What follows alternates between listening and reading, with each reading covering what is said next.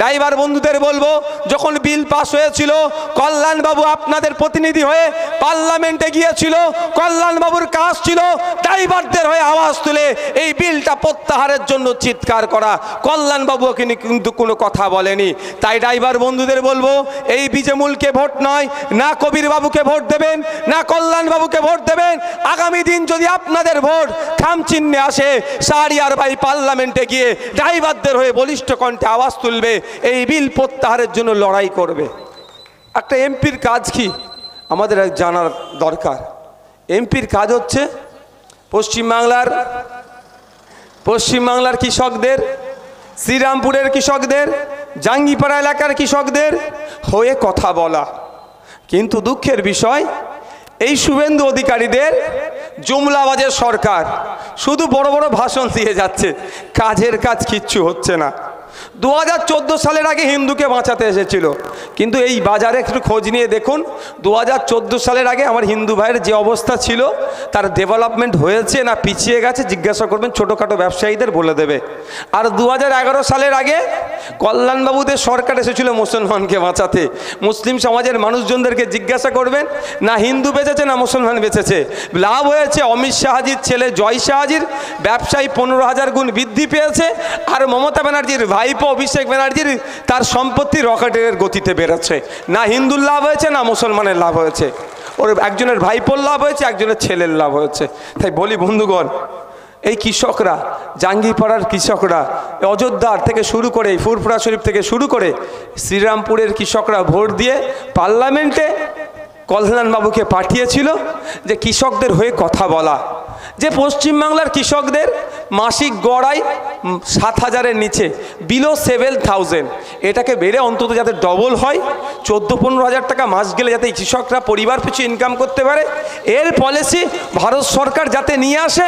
যেখানে পলিসি তৈরি হয়, যেখানে আইন তৈরি হয়, কৃষকদের জন্য এমন আইন তৈরি হবে কৃষকরা উৎপাদিত ফসলের যাতে ভালো ন্যায্য মূল্য পায়, তার জন্য কল্যাণবাবুকে পার্লামেন্টে পাঠিয়েছিল। কিন্তু দুঃখের বিষয়, আমরা কি দেখলাম, এই জুমলাবাজের বিজেপির সরকার কৃষকদের বিপক্ষে বিল পাস করলো, কৃষকদেরকে শোষণ করার জন্য বিল পাস করলো।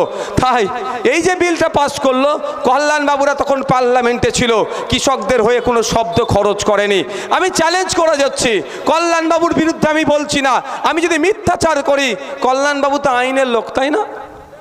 যদিও ফরমাস জাস্টিস বলেছেন, ফরমাস জাস্টিস অফ ক্যালকাটা হাইকোর্ট, উনি বলেছেন ওই কল্যাণবাবু কোথা থেকে আইন নিয়ে পড়াশোনা করে পাস করেছে তার সার্টিফিকেটটা দেখাতো। তার মানে সেই জালি পিএইচডির মতো কোন জায়গা থেকে পিএইচডি ডিগ্রি করেছে, যে ইউনিভার্সিটি থেকে পিএইচডি ডিগ্রি অর্জন করেছে, সেই ইউনিভার্সিটির পৃথিবীর ইতিহাসে খুঁজে পাওয়া যায় না।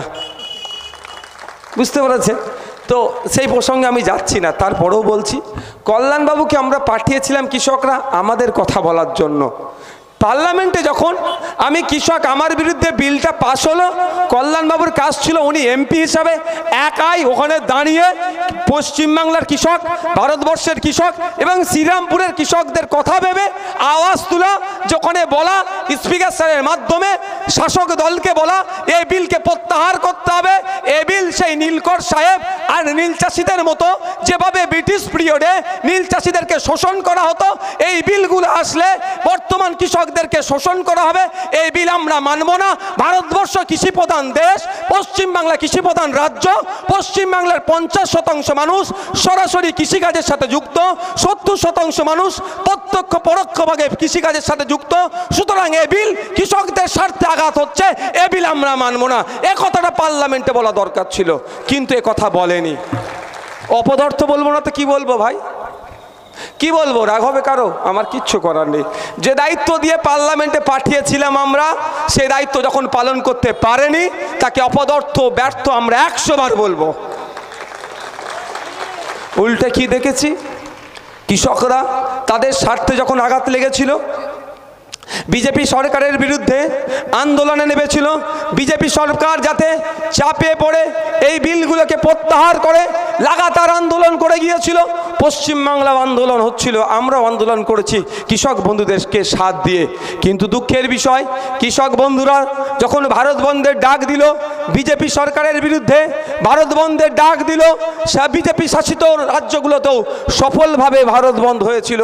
কিন্তু পশ্চিমবাংলাতে খোঁজ নিয়ে দেখুন, বা কৃষক বন্ধুদের বলবো একটু দেখুন, আপনারাও যখন রাস্তায় নেমেছিলেন ভারত বন্ধকে সফল করতে, বিজেপি সরকারের উপরে চাপ তৈরি করে কৃষকদের বিরুদ্ধে যে বিল পাস হয়েছে সেইগুলোকে প্রত্যাহার করার জন্য আমরাও নেমেছিলাম।